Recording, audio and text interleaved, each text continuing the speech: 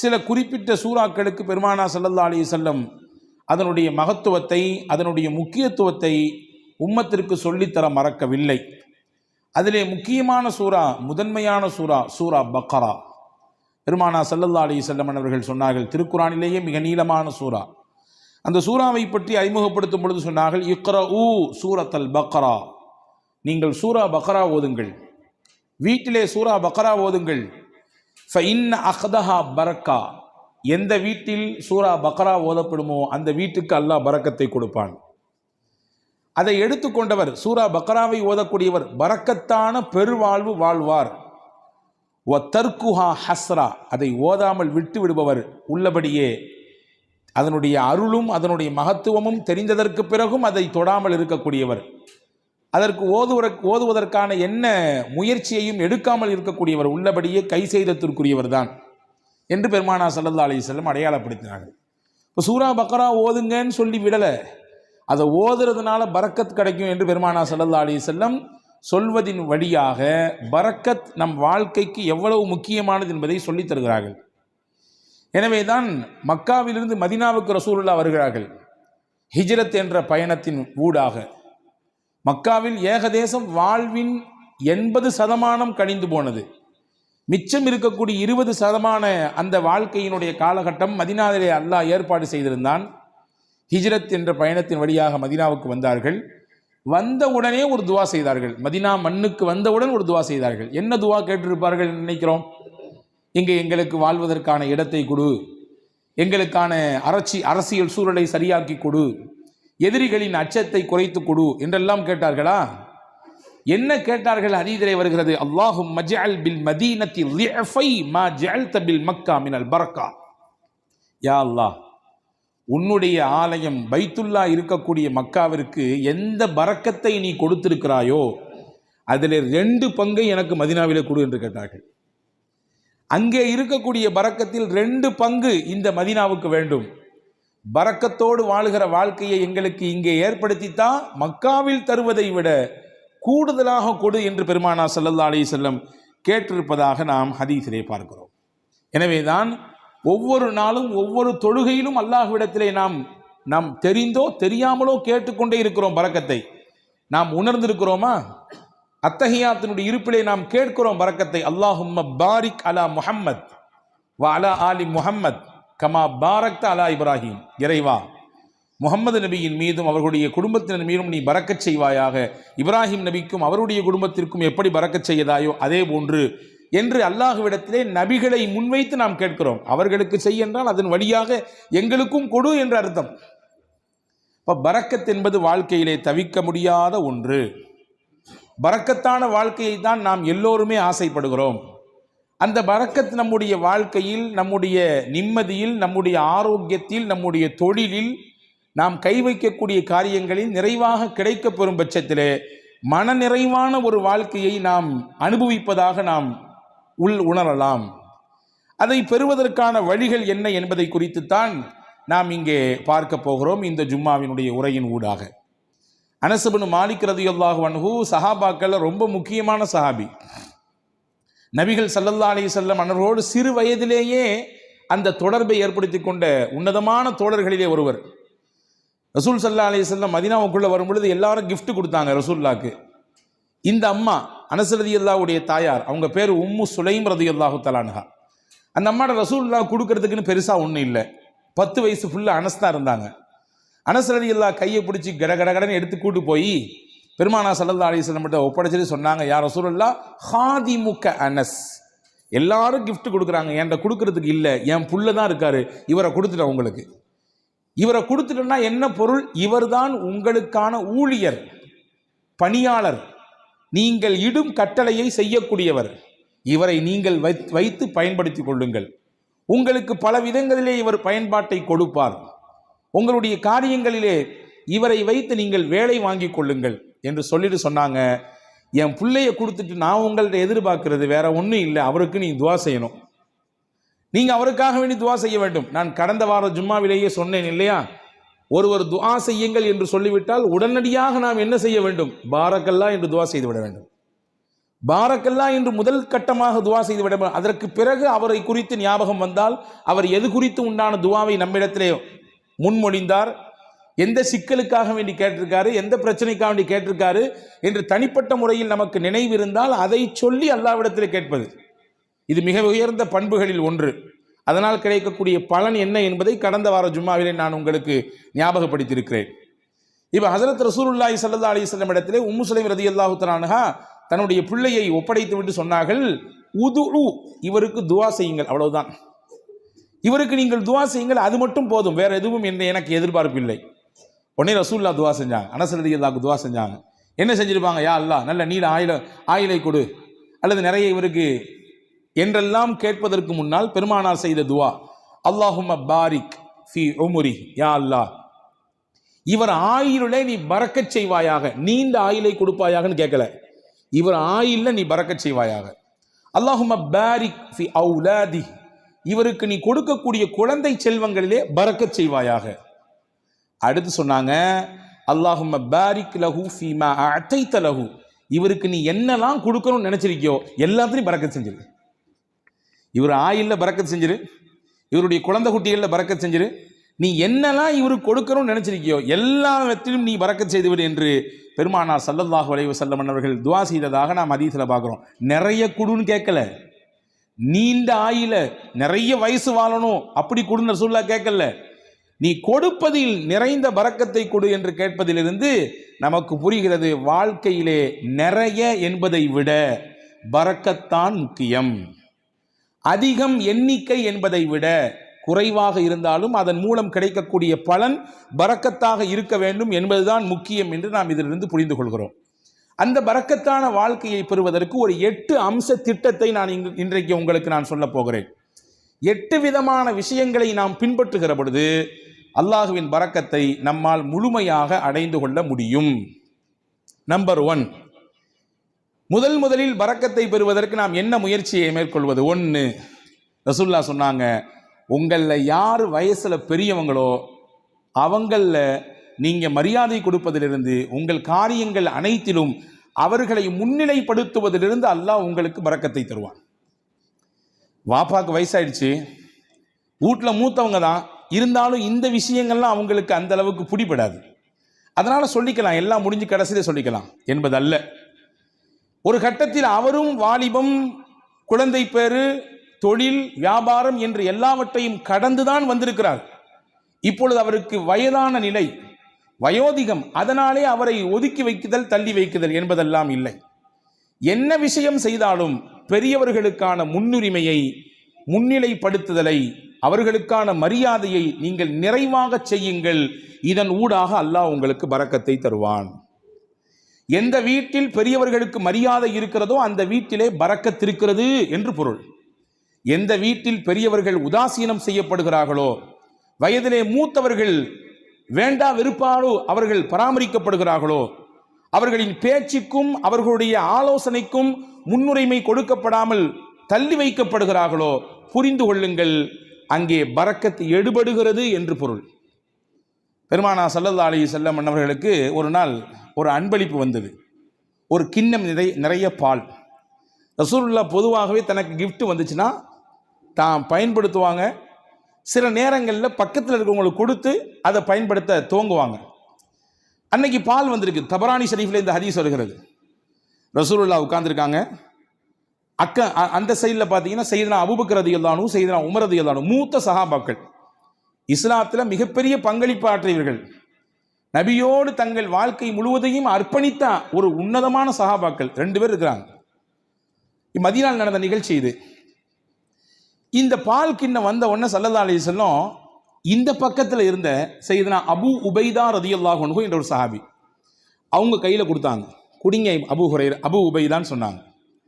Abu Ubaida ரலியல்லாஹு அன்ஹு கையில் பாலை வாங்கிட்டு ரசூலுல்லாஹையும் பார்க்குறாங்க, பக்கத்தில் இருக்கக்கூடிய அபூபக்கர் நாயகத்தையும் பார்க்குறாங்க, உமர் நாயகத்தையும் பார்க்குறாங்க. என்னடா இது, நபிக்கு ரொம்ப நெருக்கமானவங்க 2 பேரும் அங்கே இருக்க, நமக்கு ரசூலுல்லாஹ் கொடுக்குறாங்களே என்பதுதான் அவர்களின் பார்வையின் பொருள். பார்த்துட்டு ரசூலுல்லாஹ்ட்ட சொன்னாங்க, யா ரசூலல்லாஹ் அன்த அவுலா பிஹி மின்னி, இந்த பாலை முதலாக அருந்துவதற்கு என்னை விட நீங்கள் தான் தகுதியானவர்கள்.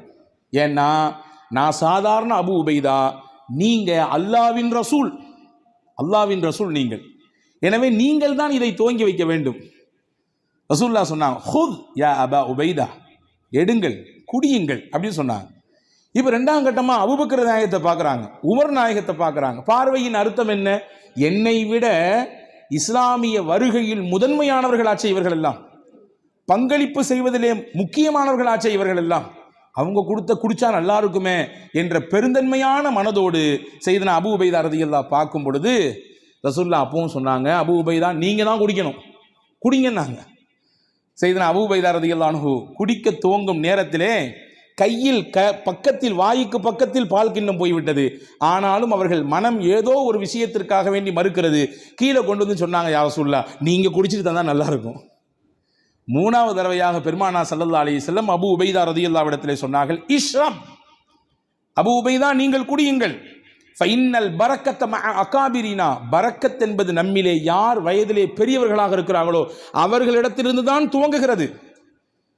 இங்கே இருக்கும் நபர்களிலேயே வயதால் பெரியவர் நீங்கள், என்னை விட, அபூபக்கர் ரலியல்லாஹு விட, உமர் ரலியல்லாஹை விட வயதால் மூத்தவர்கள் நீங்கள், நீங்கள் குடிக்க வேண்டும், அங்கிருந்து பரக்கத் கிடைக்க வேண்டும். ஃபமல்லம் யர்ஹம் சகீரனா வலம் யுஜல்ல கபீரனா ஃபலைஸ மின்னா, நம்மிலே சிறியவர்கள் மீது இரக்கம் காட்டாதவர்கள், பெரியவர்களுக்கான மூத்தவர்களுக்கான கண்ணியத்தை தராதவர்கள் நம் வழியை சார்ந்தவர்கள் இல்லை என்று பெருமானார் ஸல்லல்லாஹு அலைஹி வஸல்லம் வார்த்தையோடு சொல்லி முடிக்காமல் அதை செயல்படுத்தியும் காண்பித்தார்கள்.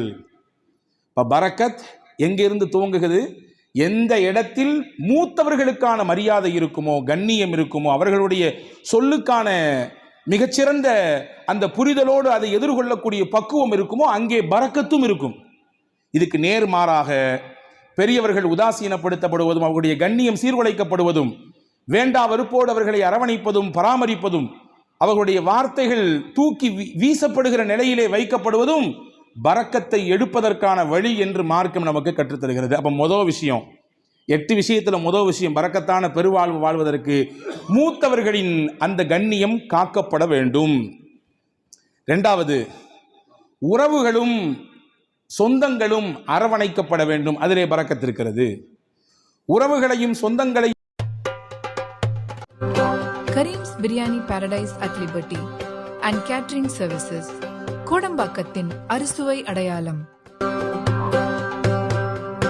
அரவணைத்து வாழ்தல் தான் நமக்கு இஸ்லாம் காட்டி தந்திருக்கிற அற்புத வழி. பல நேரங்களிலே அதிலே பல பெருத்த சிக்கல்கள் இருக்கத்தான் செய்யும், சிக்கல் இல்லாமல் இல்லை.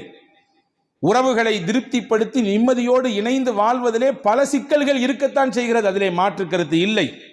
ஆனாலும் அந்த சிக்கலையும் எதிர்கொண்டு விவகாரங்கள் ஏற்படுகிற பொழுது அதையும் மிகச்சரியாக கையாண்டு உறவை தன் கையிலிருந்து நழுவ விடாமல் பாதுகாத்து யார் இணைத்துக் கொள்கிறாரோ, பெருமானார் சொன்னார்கள், பரக்கத்தான வாழ்க்கை அல்லாஹ் அவருக்கு கொடுப்பான்.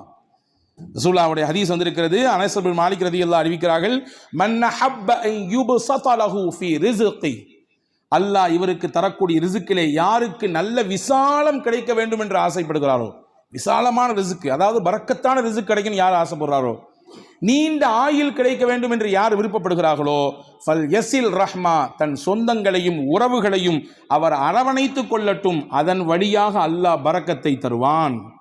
அப்ப இதுக்கு நேர் ஆப்போசிட் என்ன? உறவுகளும் சொந்தங்களும் யாருடைய மனதிலே ஒரு பெரிய விஷயமாகவே இல்லை. நான் நன்றாக இருக்கிறேன், என் குடும்பம், என் மனைவி, என் பிள்ளைகள் எல்லாம் சிறப்பா இருக்கிறோம், அண்ணன் எப்படி போனால் நமக்கு என்ன, மாமா எப்படி போனால் நமக்கு என்ன, உறவுகள் எப்படி போனால் நமக்கு என்ன என்கின்ற உணர்வு எங்கே வருகிறதோ அங்கே பரக்கத்தை எல்லாம் எடுத்து விடுவான். உங்களுக்கு ஒன்று தெரியுமா? 2 நபிமார்கள் சேர்ந்து துவா செய்தார்கள். ஒன்று மூசா அலைஹிஸ்ஸலாம், இன்னொன்று அவர்களுடைய சகோதரர் ஹாரூன் அலைஹிஸ்ஸலாம். யாருக்கு எதிராக துவா செஞ்சாங்க தெரியுமா? ஃபிரௌன் என்கின்ற சர்வாதிகாரிக்கு எதிராக துவா செஞ்சாங்க. உச்சபட்சமான சர்வாதிகாரத்தினுடைய உச்சாணி கொம்பில் இருந்து ஆட்டம் போட்டவன், ஆடியவன் ஃபிரௌன்.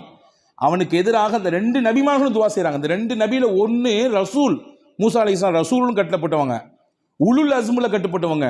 5 நபர்கள் உலுல் அஸ்மு, அதாவது உறுதிமிக்க மனமிக்கவர்கள் என்று குர்ஆன் சொல்கிறது 5 நபிமார்களே. அந்த 5 நபிமார்களில் ஒன்று செய்தனா மூசா அலைஹிஸ்ஸலாம். ரசூல் அல்லாஹுவோடு நேரடியாக பேசுவதற்குரிய வாய்ப்பை பெற்றவர்கள் செய்தனா மூசா அலைஹிஸ்ஸலாம். தனிச்சிறப்பு போய்கிட்டே இருக்கிறது. மூசா அலைஹிஸ்ஸலாம் பற்றி தனியாக ஒரு ஜும்மா பேசணும், அவ்வளவு இருக்குது செய்தி. அந்த மூசா நபியும் ஹாரூன் அலைஹிஸ்ஸலாமும் துவா செய்கிறாங்க ஃபிரௌன் என்ற கொடியவனுக்கு சர்வாதிகாரிக்கு எதிராக. ஆனால் அவர்கள் செய்த துவா 40 வருஷத்துக்கு பிறகுதான் பதிலே கொடுக்கப்பட்டது. துவா செஞ்சு முடிச்சு 40 வருஷத்துக்கு பின்னாடி தான் ஃபிரௌனுக்கு அழிவு வந்தது. ஃபிரௌன் நைலிலே மூழ்கினான். ஏன் இந்த 40 ஆண்டு கால தாமதம்? நமக்கு இயல்பாக கேள்வி எழும். ஒரு நபி கேட்கிற துவா, நீங்களோ நானோ கேட்கிற துவாவே நாளைக்கு உடனடியாக கபூலாக வேண்டும் என்று நினைக்கும் பொழுது, அல்லாஹ்வின் உயர்ந்த நெருக்கத்தை பட்ட 2 நபிமார்கள் கேட்கிற துவாவை 40 ஆண்டு காலம் தள்ளி போட்டான் அல்லாஹ். அதிலே பல காரணங்கள் இருக்கிறது. அதிலே முக்கியமான ஒரு காரணம் என்ன தெரியுமா? ஃபிரௌனிடத்திலே ஒரு நல்ல பண்பு இருந்ததாம். தன் உறவுகளை அவன் எப்பொழுதுமே சேர்த்து வைத்துக் கொள்வான். அவர்களுக்கானதை கொடுத்து கொண்டே இருப்பான், அவர்களை பராமரித்துக் கொண்டே இருப்பான். அல்லாஹ் நினைத்தான், இந்த பண்பில் இருந்தாவது அவனுக்கு ஏதாவது ஒரு சில நிமிடமாவது அவன் கொஞ்சம் ஒதுங்கி நம்மின் பக்கம் வரமாட்டானா என்று அல்லாஹ் எண்ணினான். எனவே அந்த வேதனையை கொஞ்சம் தள்ளி போட்டு கொண்டே இருந்தான். தள்ளி போட்டு 40 வருடங்களுக்கு பிறகுதான் இனிமேலும் இவன் திருந்துவதற்கு வாய்ப்பே இல்லை என்ற பொழுது அந்த நபிமார்களின் துவாவை ஏற்றுக்கொண்டு அவனுக்கு அழிவை கொடுத்தான். அப்போ இஸ்லாத்தின் மிகப்பெரிய விரோதியாக, அல்லாஹ்விற்கே சவால் விழுகிற இடத்திலே, உனக்கு நிகரானவன் நான் என்று சொல்லும் இடத்தில் இருந்த ஃபிரௌனுக்கே வேதனை தள்ளி போடப்பட்டது. எதன் காரணமாக? உறவை அவன் சேர்த்து கொண்டான், உறவை அவன் பிரியவில்லை, உறவுக்கானதை மிகச்சரியாக கொடுத்தான் என்ற ஒரு காரணத்திற்காக. அப்படி என்றால் அல்லாஹ்வுக்கு விரோதிலாம் நம்ம கிடையாது.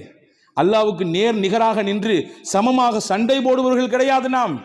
அப்ப நம்மிடத்திலே இந்த உறவு பேணுதல் இருக்கும் பட்சத்திலே அல்லாஹ் பரக்கத்தான வாழ்வை அதன் வழியாக கொடுத்து விடுவான் என்பதை நாம் இங்கே கவனத்தில் கொள்ள வேண்டும். இது 2வது விஷயம். 3வது விஷயம் என்ன? யா அல்லாஹ், எனக்கு பரக்கத்தான வாழ்க்கையை கொடு என்று துவா செய்ய வேண்டும். துவா என்பது முக்கியமானது. அதை கொடு, இதை கொடு என்று அவ்வளவு கொடு இவ்வளவு கொடு என்பதை விட, யா அல்லாஹ், நீ எதை கொடுத்தாலும் பரக்கத்தாக கொடு. இப்படி கேட்டு பழக வேண்டும். இவ்வளவு அளவு வேண்டும், இவ்வளவு கனம் வேண்டும், இவ்வளவு எண்ணிக்கை வேண்டும் என்றெல்லாம் கேட்பதை விட, இறைவா எனக்கானது நீ முடிவு செய்யப்பட்டதை தான் தருகிறாய், தருவதிலே பரக்கத் செய், பரக்கத்தானதை கொடு என்று கேட்க வேண்டும். அந்த துவாவை நமக்கு பெருமானார் ஸல்லல்லாஹு அலைஹி வஸல்லம் கற்றுத் தருகிறார்கள். அது அற்புதமான வரலாற்று செய்தி ஒன்று இருக்கிறது. உம்மு சுலைம் ரலியல்லாஹு தஆலா அன்ஹா, அபூ தல்ஹா ரலியல்லாஹு தஆலா அன்ஹு, இவர்கள் இருவரும் தம்பதிகள், கணவன் மனைவி. வெளியூருக்கு போன அபூ தல்ஹா வீடு திரும்பும் நேரத்திலே இவருக்கு பிறந்த பிள்ளை இறந்து போனது. நீண்ட பெரிய சம்பவம், சுருக்கமாக சொல்கிறேன். ஆனால் கணவன் வந்தவுடன் இந்த துக்க செய்தியை தன் மனைவி தன் கணவரிடத்திலே சொல்லாமல் அந்த கணவனை திருப்திப்படுத்தினாள். நல்ல உணவு கொடுத்தால், சமைத்து கொடுத்தால், நன்றாக அவருக்கு பரிமாறினாள். இரவிலே அந்த கணவனின் திருப்தியோடு அவரை மிக சந்தோஷப்படுத்தினார் அந்த பெண்மணி. மகிழ்ச்சியாக அவர்களுக்கு அந்த இரவு தாம்பத்தியத்திலே கழிந்தது. அந்த நிலை முடிந்ததற்கு பிறகு அபூ தல்ஹா ரலியல்லாஹு இடத்திலே உம்மு சலீம் ரலியல்லாஹு சொன்னாங்க, உங்களிடத்திலே யாராவது ஒருவர் ஒரு அமானிதம் கொடுத்து வைத்தார், கொடுத்தவர் வந்து திரும்பி கேட்டார்னா நீங்க கொடுப்பீங்களா மாட்டீங்களான்னு கேட்டாங்க. அபூ தல்ஹா சொன்னார், எப்படி கொடுக்காம இருக்க முடியும்? கொடுத்தவர் கேட்டால் திருப்பி கொடுக்கத்தானே செய்யணும். அவங்க சொன்னாங்க, அல்லாஹ் நமக்கு பிள்ளையை கொடுத்தான், அவனே எடுத்துக்கிட்டான். என்ன நிலை! இப்படி நான் வந்த உடனே இந்த செய்தியை சொல்லாமல் இப்படி நான் இப்பொழுது நான் அசுத்தமாக இருக்கும் நிலையில் இப்படி சொல்றியே, நாளை கால் நபி இடத்திலே நான் போவேன், இந்த செய்தியை சொல்லுவேன், என்ன ஏதென்று கேட்பேன் என்று ஹஸரத் அபூ தல்ஹா ரலியல்லாஹு அன்ஹு சொன்ன பொழுது மறுநாள் காலை விடிந்தது. நபி இடத்திலே போனார்கள், செய்தியை சொன்னார்கள். ரசூலுல்லாஹ் அங்கே ஒரு அழகான துவாவை செய்தார்கள். நேற்றிரவு நீங்கள் இருவரும் ஒன்று கூடினீர்கள், தாம்பத்திய உறவை வைத்துக் கொண்டீர்கள். அல்லாஹும்ம பாரிக் லகுமா ஃபீ காபிரி லைலத்திகுமா, நேற்றிரவு நீங்கள் கூடிய கூடுதலிலே அல்லாஹ் பரக்கத் செய்வானாக, உங்களுக்கு மிகச்சிறந்த பகரத்தை தருவானாக. எந்த பொறுமையோடும் எந்த அல்லாஹ்வின் நம்பிக்கையோடும் உங்கள் மனைவி அப்படியான ஒரு நிலையை மேற்கொண்டார்களோ அதற்கு பகரமாக அல்லாஹ் உங்களுக்கு பரக்கத் செய்வான், சிறந்த சந்ததியை தருவான் என்று துவா செய்தார்கள். வரலாற்றிலே வருகிறது, அங்கே இருந்து பிறந்த பிள்ளை வாழ்வாங்கு வாழ்ந்தார்கள், செழிப்பாக வாழ்ந்தார்கள். கல்வி, பொருளாதாரம், வாழ்க்கையின் மேல்தட்டில் இருக்கும் விதத்திலே, எல்லோரும் பார்த்து போற்றும் விதத்திலே அந்த பிள்ளைகளின் வாழ்க்கை எல்லாம் இருந்தது. இதற்கு மூல முக்கிய காரணம் நாயகத்தினுடைய துவா.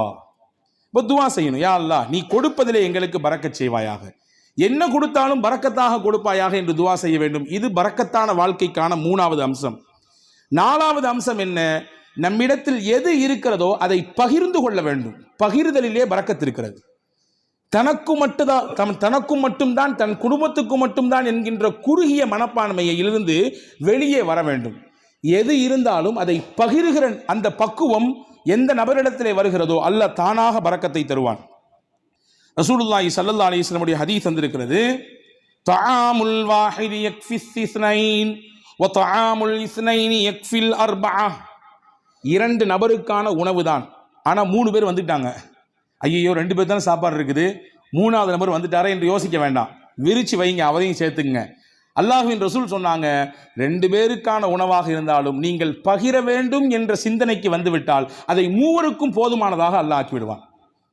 3 பேருக்கான உணவு தான், ஆனா 5 பேர் இருக்கிறாங்க, 2 பேரை தள்ளி விடாதீங்க, இது பத்தாது, நமக்கே பத்தாது, யானை பசிக்கு சோள புரியா அப்படின்னு கேட்ட மாதிரிலாம் நம்ம கதை பேச வேண்டாம், சேர்த்திக்குங்க.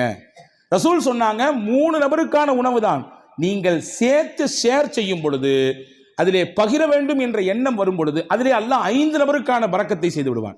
இது வாழ்க்கையிலே யாரெல்லாம் இந்த ஷேரிங்ல இருக்கிறாங்களோ அவங்க எல்லாம் கண்கூடாக பார்க்க முடியும், கண்கூடாக பார்க்க முடியும். ரசூலுல்லாவுக்கு ரொம்ப பிடித்த குடும்பம் ஒரு குடும்பம் இருந்தது, அல் அஷ்அரி. ரொம்ப பிடிக்கும் அவங்கள ரசூலுல்லாவுக்கு. எந்த அளவுக்குன்னா அவங்க என் குடும்பம் ரசூலுல்லாஹ் சொன்னாங்க. என் குடும்பம் அவங்க, என்னிலிருந்தும் அவர்கள், அவர்களிலிருந்தும் நான் என்று சொன்னார்கள். சஹாபாக்கள் ஒன்று புரியும், ஏன் இந்த குடும்பத்தை மட்டும் ரசூலுல்லாஹ்வுக்கு ரொம்ப பிடிக்குது? விவரத்தை கேட்டு போனா ரசூலுல்லாஹ் சஹாபாக்கள்கிட்ட சொன்னாங்க, அவங்கள்ட்ட ஒரு சிறந்த பண்பு இருக்குது. தாங்கள்கிட்ட எல்லாரும் ஒரு பயணத்தில் போனானா எல்லாரும் தனித்தனியாக சாப்பாடு கொண்டு வருவாங்க, யாராவது 1-2 பேருடைய சாப்பாடு சீக்கிரமாக தீர்ந்து போயிடும். நீண்ட தூர பயணம் என்பதினாலே அவர்களை அப்படியே கழட்டி விட்டுற மாட்டாங்க. நீங்கள் கொண்டு வந்து காலியாக போச்சா, அப்படித்தான் போச்சு, இப்போ இன்னும் ரொம்ப தூரம் இருக்குது, இன்னும் 500 கிலோமீட்டர் போனோம், அப்படித்தான் என்று விட்டுவிட மாட்டார்கள். சாப்பாடு இல்லாதவர்களையும் சேர்த்து ஒரே இடத்தில் உட்கார வைத்து ஒரு பெரிய துணியை எடுத்து கொண்டு வந்த மொத்த சாப்பாடையும் அதிலே கொட்டி கலந்து இருப்பவர்களுக்கெல்லாம் பகிர்ந்து கொடுப்பார்கள். இந்த பகிர்தல் என் பண்பு, என்னுடைய குணம், அது அவங்கள்ட்ட இருக்கிறதுனால அவங்க எங்க குடும்பம் நாங்கள் ரசூல் ஸல்லல்லாஹு அலைஹி வஸல்லம். இப்போ பகிர்தல் இது பரக்கத்திற்கான பெரிய வழி. நம்மிலே எது இருக்கிறதோ அதை பகிர்ந்து கொள்வது. குடிப்பதற்கு இவ்வளவுதான் நீர், அதை பகிர்ந்து கொள்வது. உணவு இவ்வளவுதான் இந்த இடத்திற்கான விஷயம், பகிர்ந்து கொள்வது. எனக்கு மட்டும் வேணும், என் குடும்பத்துக்கு மட்டும் வேணும் என்று முன் தயாரிப்பு செய்து முன்னால் எடுத்து வைப்பதை விட இருப்பதை கொண்டு பகிர்வதனால் அல்லாஹ் பரக்கத்தை தருவான். இது 4வது வழி. 5வது பரக்கத்துக்கான முக்கியமான வழி, இன்னைக்கு நம்மள பல பேர் மறந்துவிட்ட விஷயம், சாப்பிடும் பொழுது எல்லாரும் சேர்ந்து உட்கார்ந்து சாப்பிடுங்க. நாங்கள் சொல்லலாம், எல்லாரும் சேர்ந்து உட்கார்ந்து சாப்பிடுங்க, தனித்தனியாக சாப்பிடாதீங்க. ஆனால் இன்னைக்கு காலப்போக்கில் வேக உலகத்தில் இருக்கிறோம் நாம், அதனாலே பல விஷயங்களை இழந்து விட்டோம். ஆனால் நம் முன்னோர்கள், நம்முடைய தாய் தகப்பன், நம் தாதி எல்லாம் நம்முடைய வீடுகளிலே சேர்ந்து தான் உட்கார்ந்து சாப்பிடுகிற வழக்கத்தை சொல்லி தந்திருக்கிறார்கள். இன்னைக்கு வரையே சில ஊர்களிலே கலன் சாப்பாடு என்று ஒன்று இருக்கிறது. ஒரே பிளேட்ல உட்கார்ந்து மொத்தமாக சாப்பிட்றது, ஒரே பிளேட்ல உட்கார்ந்து 4 பேர் 5 பேர், இதுவெல்லாம் நிகழ்ச்சிகளுக்கு என்பதை தாண்டி சாதாரணமாக இயல்பாக அன்றாட சாப்பாடு அப்படி சாப்பிடுகிற பழக்கம் இன்னைக்கும் சில ஊர்களிலே இருக்கிறது. ஆனால் கால ஓட்டத்தில் அதெல்லாம் நம்ம விட்டுட்டோம். ஒரே வீட்டில் இருக்கிறோம், 5 பேர் தான் இருக்கிறோம், 5 பேரும் 5 டயத்தில் சாப்பிட்றோம். சஹாபாக்கள் வந்து ரசூலுல்லாஹ்ட்ட ஒரு நாள் சொன்னாங்க, யா ரசூலல்லாஹ் இன்னா நாக்குலு வலா நஷ்பஉ, நிறைய சாப்பிட்றோம், வயிறே நிறைய மாட்டேங்குது, என்ன செய்யறதுன்னு கேட்டாங்க. சஹாபாக்கள் ரசூலுல்லாஹ் கேட்டாங்க, அன்தும் தாக்குலூன ததஃபர்ரகூன், எல்லாருமே தனித்தனியாக சாப்பிட்ற மாதிரி தெரியுது, ஆமாவான்னு கேட்டாங்க. எல்லாரும் வீட்டில் சேர்ந்து சாப்பிட்றீங்களா, தனித்தனியாக சாப்பிட்றீங்களா? இல்லை, தனித்தனியாக சாப்பிட்றோம். ரசூல் சொன்னாங்க, இஜ்மாஉ அலா துஆமிக்கும் வதுகுரு ஸ்மல்லாஹி அலைஹி யுபாரக் லக்கும் ஃபீஹா. 2 விஷயத்தை செய்யுங்க சாப்பிடும் பொழுது. எல்லாரும் சேர்ந்து சாப்பிடுங்க, முடிந்த அளவுக்கு சேர்ந்து சாப்பிடுங்கள். சேர்ந்து சாப்பிடுவதற்கு ஒரு நாளில் ஒரு வக்து தான் முடியும், இந்த நேரத்தில் மட்டும்தான் எங்களால் சேர்ந்து சாப்பிட இயலும். காலை அல்லது இரவு அல்லது மதியம், அந்த ஒரு நேரத்தில் எல்லாரும் சேர்ந்து உட்காருங்கள். குடும்பத்தோடு சேர்ந்து உட்கார்ந்துட்டு சாப்பிட்றதுக்கு முன்னாடி பிஸ்மில்லா என்று சொல்லுங்கள். நீங்கள் கைதொட்டு கேளுங்க, நானும் என் நெஞ்சத்தில் கைதொட்டு கேட்கிறேன். அன்பர்களே, எத்தனை குடும்பத்திலே எல்லாரும் சேர்ந்து உட்கார்ந்து பிஸ்மில்லாஹிர் ரஹ்மானிர் ரஹீம் என்று சத்தம் போட்டு சொல்லி நாம் அந்த சாப்பாட்டிலே கையெடுத்து வைக்கிறோம். மலேசியா போன்ற பெருநகரங்களிலே அல்லாஹ் பரக்கத்தை கொட்டுகிறான், அது தனிப்பட்ட விஷயம். நான் அங்கே இருக்கக்கூடிய ஒரு சிறப்பு அம்சத்தை சொல்லுகிறேன். சாப்பிடும் பொழுது குடும்பத்தில் உட்கார்ந்து விட்டால் உடனடியாக யாரும் உணவிலே கை வைக்க மாட்டார்கள். எல்லாரும் உட்காரணும். உட்கார்ந்த உடனே அந்த வீட்டில் இருக்கக்கூடிய பெரியவர் சொல்லுவார், பிஸ்மில்லாஹிர் ரஹ்மானிர் ரஹீம் ஆரம்பிங்கம்பார். அதுக்கு பின்னால் தான் சாப்பிடவே துவங்குவார்கள். எனக்கு என்னவோ தெரியவில்லை, அந்த வார்த்தையை அவர்கள் முழுவதுமாக பின்பற்றுவதானோ என்னவோ அல்லாஹ் பரக்கத்தை கொட்டென்று கொட்டுகிறார், பல ரூமுகளில் தர்றான். எனவே உணவின் சமயத்திலே நாம் சேர்ந்து சாப்பிடுவது பரக்கத்திற்கான முக்கியமான வழி. இது 5வது விஷயம். 6வது விஷயம் என்ன? ரசூலுல்லாஹ் சொன்னாங்க, உங்கள் வீட்டுக்குள்ளே போகும்போது சலாம் சொல்லிட்டு போங்க. சலாம் சொல்லிட்டு வெளியே வாங்க, இது பரக்கத்தை உங்கள் வீட்டுக்கு தரும் நாங்கள் ரசூல்லா. ஹஸரத் ரசூல்லா சொன்னாங்க 3 விஷயம் அல்லாஹ்வுடைய பொறுப்பு, அல்லாஹ்வுடைய கண்ட்ரோலில் வந்துடுது. அதில் ஒன்று, மன் தஹல பைத்தஹு வஸல்லம ஃபஹுவ லாமினுன் அலல்லாஹ், யார் வீட்டுக்கு நுழையும் பொழுது சலாம் சொல்லிட்டு போறாரோ அவர் அல்லாஹ்வுடைய கஸ்டடியில் வந்துடுறாரு, அல்லாஹ்வுடைய நேரடி பார்வையில் வந்துடுறாரு, அவருக்கானதை அல்லாஹ் கொடுத்து விடுவான். ஹதீஸ்ல இப்படி ஒரு வார்த்தை வருது, இன் ஆஷ ருஸிக வ குஃபிய, அவர் வாழ்ந்தால் மனநிறைவான வாழ்க்கையை வாழ்வார். வ இன் மாத்த அதுஹலகுல் ஜன்னா, இதை அப்படி கண்டினியூவாக ஃபாலோ பண்ணாருன்னு சொன்னால் 3 விஷயம் சொன்னாங்க. அந்த 3ல் ஒன்று தான் நான் சொல்லியிருக்கேன், 2 தேவைப்படுறவங்க தனியாக வந்து கேளுங்க. அந்த 3ல் 3 விஷயத்தை யார் பின்பற்றுகிறாரோ வாழ்ந்தால் போதுமான வாழ்க்கையை அல்லாஹ் அவருக்கு தருவான். 2வது, அவர் மௌத்தாகி விட்டால் அல்லாஹ் நேரடியாக சொர்க்கத்தை கொடுப்பானாங்க. அதில் ஒன்று தான் வீட்டுக்கு போகும்போது சலாம் சொல்லிட்டு போகிறது. உங்கள் வீட்டுக்கு அல்லாஹ் பரக்கத்தை தருவான், பரக்கத்தான வாழ்க்கையை உங்களால் வாழ முடியும் என்பதை ரசூலுல்லாஹ் சொன்னார்கள். இது 6வது விஷயம். 7வது விஷயம் என்ன, அல்லாஹ் எதை நமக்கு அளந்திருக்கிறானோ அல்ஹம்துலில்லாஹ், போதும் என்ற மனமே பொன் செய்யும் மருந்துன்னு நான் தமிழில் இல்லையா, இன்னைக்கு அதுதான் நம்மள்ட்ட இல்லை. இருக்கு, வேணும் வேணும் வேணும், எப்போ வரையும் வேணும், மௌத்தை சந்திக்கிற வரையும், இஸ்ராயிலை பார்க்குற வரையும் வேணும், அந்த நிமிஷம் வரையும் வேணும். அன்பர்களே, எது கிடைக்கிறதோ அது குறைவோ அதிகமோ அல்ஹம்துலில்லாஹ் என்று சொல்ல பழக வேண்டும். அப்படியான பழக்கம் இருக்கிறது. நீங்கள் சொல்லும் வார்த்தை அது அல்லாஹ்விற்கு பிடித்து போனால் அல்லாஹ் அதிலே பரக்கத் செய்து விடுவான். எப்படிங்க இருக்கிறீங்க, நீ யார்ட்டையா கேளுங்க, என்னத்தை போகுது, மூட்டி வலி, முதுகு வலி, அங்கிட்டு வலி, இங்கிட்டு வலி, மருத்துவ செலவு, அப்படி இப்படி ஒரு பெரிய லிஸ்ட்டு. நல்லா இருக்கிறன்றதுக்கு நிறைய பாயிண்ட்ஸ் இருக்கும், அதை நம்மள பல பேர் சொல்றதே இல்லை. ஆனால் அல்லாஹ்வின் ரசூல் சொன்னாங்க, உங்களுக்கு அல்லாஹ் என்ன கொடுத்திருக்கானோ அதில் எது நலவு இருக்கிறதோ அதை நீங்கள் சொல்லி பழகுங்கள், அல்ஹம்துலில்லாஹ் என்று சொல்லுங்கள், அல்லாஹ் பரக்கத்தை தருவான். அப்போ போதும் என்கின்ற மனம் இது பரக்கத்தை பெற்று தருவதற்கான 7வது வழி. 8வது முக்கியமான வழி, பயபக்தி மிக்க வாழ்க்கையை நாம் வாழ்வதற்கு பழகி கொள்ள வேண்டும். தக்வா மிக்க வாழ்க்கையை நம்முடைய தொழிலில், நாம் சந்திக்கும் நபர்களில், நாம் பேசும் பேச்சில், நாம் பார்க்கும் பார்வையில், நாம் நடக்கும் நடையில், உடையில், பாவனையில், அனைத்திலும் அல்லாஹ் ஒருத்தர் நம்மளை பார்த்துக்கிட்டு இருக்கான்னு சிந்தனையில் வாழணும். அந்த சிந்தனை நம்மள பல பேருக்கு பல சமயங்களில் போகிறதுனால தான் பாவத்தில் போய் விழுந்துடுறோம். ரசூல் சொன்னாங்க, யாருக்கு இந்த தக்வா மிக்க வாழ்க்கையை வாழ வேண்டும் என்ற பிரியம் வந்து விடுகிறதோ, பரக்காத்தின் மின சமாய் வல்லர், வான பூமியில் என்ன பரக்கத்து இருக்கோ எல்லாத்தையும் அல்லாஹ் கொண்டு வந்து கொட்டிடுவான்.